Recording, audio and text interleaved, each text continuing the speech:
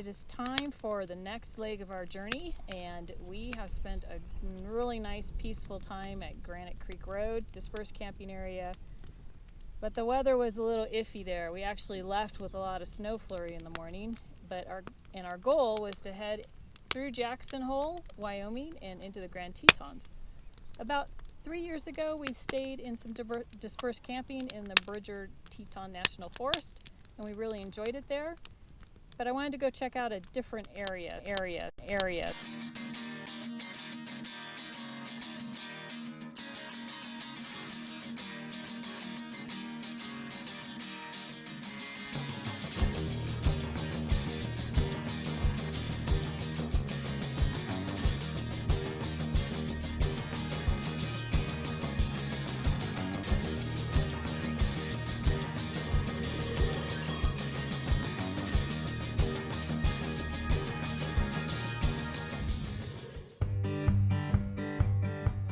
Curtis Canyon, Shadow Mountain, what's the other one? Sheep Creek, dispersed, and Toppings Lake is where we stayed before. So I picked Shadow Mountain, saw some great reviews, and we headed into town and then into the forest and got ourselves parked and decided, okay, we need to go scout with the Jeep. We knew there could be mud, we weren't sure what the road would be like, and so we set off to do some scouting. And the Shadow Mountain area was pretty much a climbing ridgeline all the way up with a few spots, not a lot of spots off of it. Many of the spots were close to the road, and the ones that weren't close to the road were fairly difficult trails. So we scouted out a road and we found a difficult trail to a place we thought we wanted to be. We were a little bit skeptical, but we found the spot and we wanted to get into it. So in moving in, Cheryl went in with the Jeep and I followed with the camper. Again, the little trail into this site was first off a big mud hole, which I almost got stuck in. I backed out onto the road and got through the mud hole. And then there was a big dip into this little draw. And right as I got to the bottom of it, which was muddy on the downhill side, I slid off the road.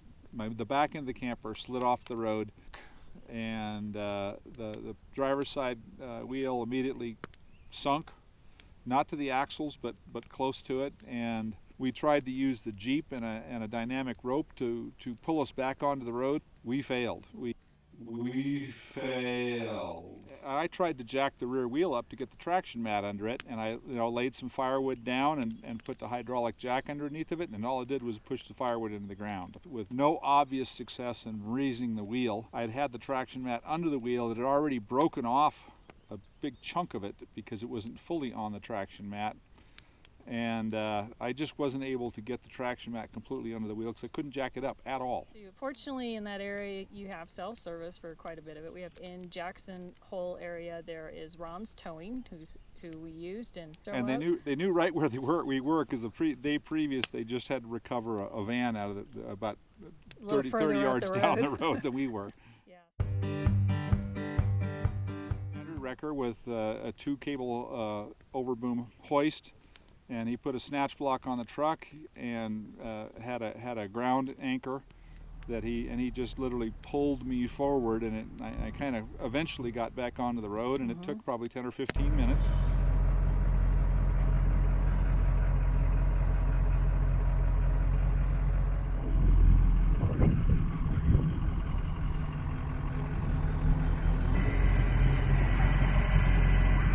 Spinning.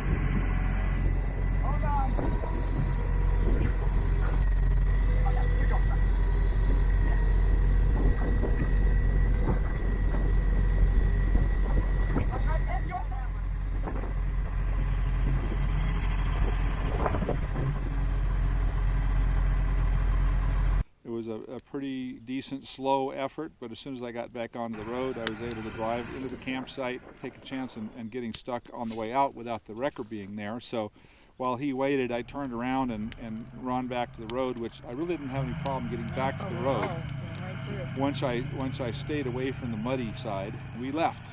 We left Shadow Mountain. Shadow Mountain. Well, Thank so you. we got down to the bottom and decided, well, the next closest is to go where we were 3 years ago, which is called Toppings Lake Road.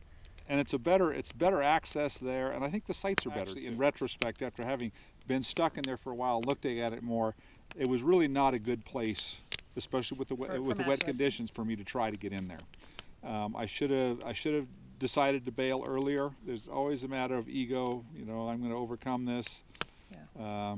Sometimes you are overcome, and this was an example of that. I really need a winch. I have a winch for the truck. I have an 18,000-pound Warren winch that's been sitting in my shop for 3 years, waiting for me to get it on the truck. What about me? The winches and winches are two slightly different things. They both have the same cranky attitudes, though. Cranky. Yeah, sometimes they work and sometimes they don't. Uh-huh. But one of the things I've decided I can do on the road is I've wanted to put a winch on the Jeep, because there are a lot of times when we were out roaming with the Jeep into somewhat difficult circumstances. And if I were to ever get stuck in the Jeep, my hope would be that hopefully I could get in there with the truck enough to pull the Jeep out, which is actually kind of funny because I just slid down the hill at our Idaho property and almost into the creek, and I did use the truck to pull the Jeep out, and it was like it wasn't even there. Yep. So in addition to learning to be a little more risk averse, one of the things because I've always wanted to have a winch both on the Jeep and on the truck, because the Jeep is off and off by itself, and there are times I won't be able to get to the Jeep if I need to recover it. I bought a new bumper for the front of the Jeep with some recovery points.